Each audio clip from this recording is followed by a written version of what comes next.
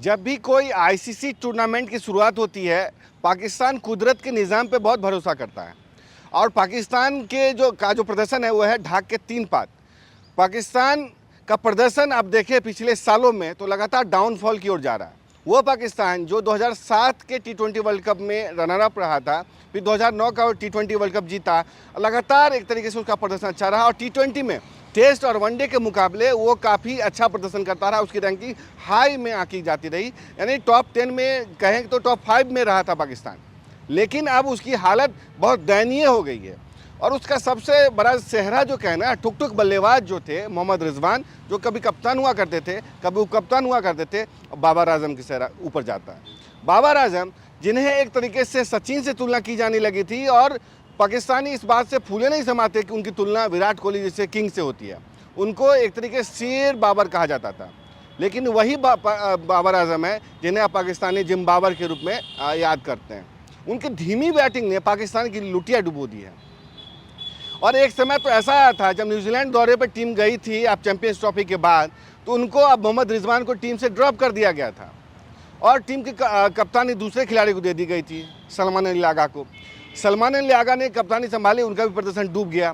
बाबर आजम की धीमी बैटिंग को लेकर के इतना बवाल मचा हुआ है कि क्या ही कहने। और तो और पाकिस्तानियों के मतलब जो कह लें कि आपस में लड़ने का भिड़ने का जो मामला है वो भी अपने आप में अजब गजब है। जिस तरीके से पाकिस्तान के पूर्व क्रिकेटर्स अपनी टीम की आलोचना कर रहे हैं, क्रिटिसिज्म कर रहे हैं, उनकी बैटिंग पर सवाल उठा रहे हैं, तब उनको टीम से जवाब भी दिया जा रहा है। यानी ऑन फील्ड क्रिकेटर उनको जवाब भी दे रहे हैं और वो क्रिकेटर जवाब दे रहा है जिसके बारे में कहा जाता है कि पर्ची प्लेयर है। पर्ची प्लेयर कहा जाता है शादाब खान को। शादाब खान के जो ससुर हैं शकलन मुश्ताक हैं। शकलन मुश्ताक ये शादाब खान को कह रहे हैं लीडिंग स्पिनर टीम का, जबकि कितनी मार खाते हैं वो तो जानते ही हैं। वो बैटिंग नहीं कर सकता, फील्डिंग नहीं कर सकता और तो और कह सकते हैं बैटिंग तक, उससे बॉलिंग तक नहीं होती जो उसका प्राइमरी रोल है। और वो अपने आप को प्राइमरी ऑलराउंडर कहलाता है टीम का।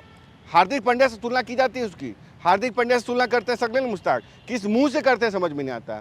लेकिन अब सारा मामला एक तरीके से बाबर की बैटिंग पे भी आ गई है, क्योंकि बाबर को नामीबिया के खिलाफ खिलाया गया था और जो बाबर नेपाल, जिम्बाब्वे तमाम छोटे देशों के खिलाफ अच्छा प्रदर्शन करते हैं, नामीबिया के खिलाफ मौका नहीं दिया गया। जब मौका नहीं देना है उनको, तो आप उनको मौके आप टीम में रखे क्यों हो?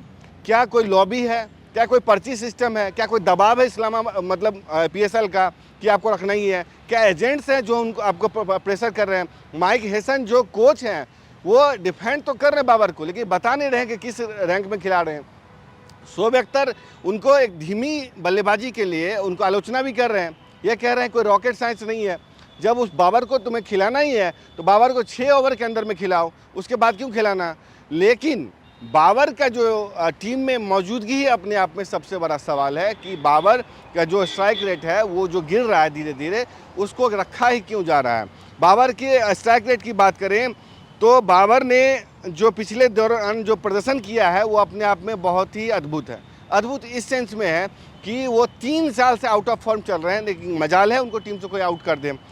आईसीसी मेंस टी20 वर्ल्ड कप 2026 में बाबर आजम अब तक 3 पारियों में महज 66 रन बना पाए हैं और इस दौरान उनका औसत जो है 22 का रहा और स्ट्राइक रेट 115.78 का रहा। उनकी धीमी शुरुआत ने या ठुक ठुक बल्लेबाजी ने एक तरीके से कह लें कि जो नॉन स्ट्राइकर बल्लेबाज होता है, दूसरे छोर पर बल्लेबाज होता है, उसके लिए परेशानियां खड़ी कर दी हैं। और तो और ये टी20 में बाबर को ये जानते हुए शामिल किया था कि बिग बैश लीग में उनका क्या प्रदर्शन रहा था।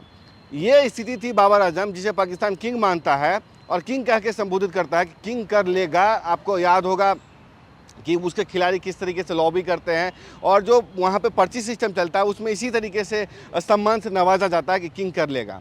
और जब वहाँ पे गए बिग बैश लीग में, तो जिस तरीके से वो स्टीव स्मिथ के साथ खेल रहे थे, वहाँ पे उनको स्ट्राइक तक नहीं दी गई और आउट कर दिया गया।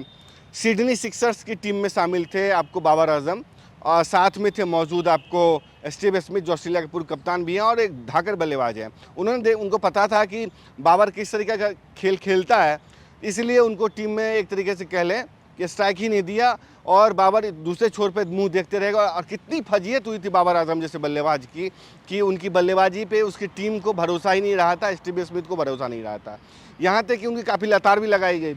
और तो और दूसरे खिलाड़ी थे मोहम्मद रिजवान, उनको भी दूसरे उन टीम ने रिटायर हर्ट आउट तक कर दिया, यानी कि उनको वापस बुला लिया कि आ जाओ मैं आता हूँ, तुमसे नहीं हो पाएगा भैया।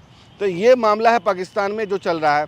और बीते दिन जो कुछ हुआ, बीते दिन ये हुआ कि पाकिस्तान टीम ने जो खेल दिखाया उसमें जो टीम का सिलेक्शन है उसको लेकर के भी काफ़ी सवाल उठे, क्योंकि जिस तरीके से वहाँ पे मैच का प्रेडिक्शन पहले आ जाता है और आपको एक अतिरिक्त गेंदबाज खिलाने का मौका मिलता है, आपको पता चल जाता है कि आज गेंद स्विंग करेगा, हवा का रुख क्या रहेगा, ये सब देखने को मिल जाता है वहाँ पे।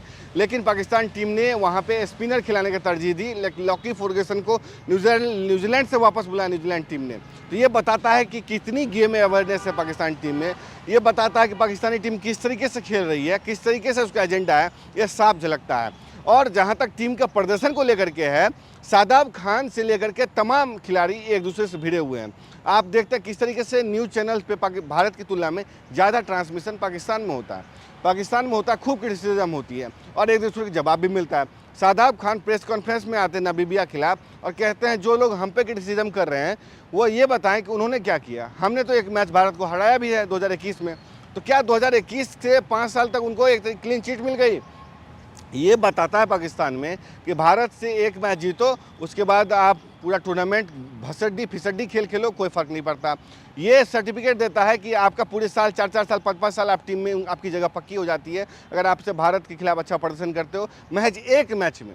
तो ये बताने के लिए काफ़ी है कि पाकिस्तान में क्या कुछ होता है। और बीते टूर्नामेंट में चाहे चैंपियंस ट्रॉफी की बात कर लें, चाहे T20 वर्ल्ड कप की बात कर लें, चाहे वर्ल्ड कप 2023 की बात कर लें, पाकिस्तान का प्रदर्शन घटिया से घटिया होता गया है। पाकिस्तान का प्रदर्शन बद से बदतर होता जा रहा है। उसमें सबसे बड़ा योगदान उसके सबसे बड़े खिलाड़ी का रहा, क्योंकि अगर देखें आप तो साहिबजादा फरहान जो ओपनिंग करते हैं वो एक मैच में चलते हैं, 10 मैच में नहीं चलते। उसके बाद आते हैं आपको बाबर आजम हैं, सलमानील आगा, वो लूज शॉट खेलने के लिए जाने जाते हैं, किस तरीके से आउट होते हैं वो भी आप देखते हैं। उसके बाद आप देख लें फ़हीम असलम से लेकर तमाम ऐसे खिलाड़ी आते हैं, उनका क्या प्रदर्शन रहता है आपको पता ही है। जो शाहीन अफरीदी है सबसे ज़्यादा पिटाई खाता है, जो उसका प्रीमियम बॉलर रहा है, घुटनों से इंजरी से लेकर के आज तक वो किस तरीके से जूझता रहा है, अनफिट होने के बावजूद वहाँ पर टीम में शामिल रहा है। ये पाकिस्तान की स्थिति बताती है कि वहाँ पर किस तरीके से खिलाड़ियों का चयन होता है। जो इफ्तिकार अहमद उसका मेन पिच हिटर है, जो 2023 के वर्ल्ड कप में आप देखते हैं किस तरीके का उनका प्रदर्शन रहा था, वो पिच हिटर डगआउट में बैठा हुआ रहता है। और बाबर आजम जैसा धीमी क्रिकेट खेलने वाला, ठुक ठुक करने वाला, स्ट्राइक रोटेट तक नहीं करने वाला खिलाड़ी एक तरीके से कह लें कि टीम के अंदर है, और माइक हेसन उसको डिफेंड करते नज़र आते हैं। तो ये कुछ हाल है पाकिस्तान में। और बाबर आजम ने जिस तरीके से टीम की लुटिया डुबोई है वो आने वाले समय में और डुबोने वाले हैं, उसी को लेकर के पूरे पाकिस्तान में बवाल चल रहा है और शोएब अख्तर से लेकर तमाम ऐसे खिलाड़ी उनकी आलोचना कर रहे हैं। आप पूरे मामले पे क्या सोचते हैं, अपनी राय जरूर दें। तब तक के लिए देखते रहें स्पोर्ट्स 7। नमस्कार।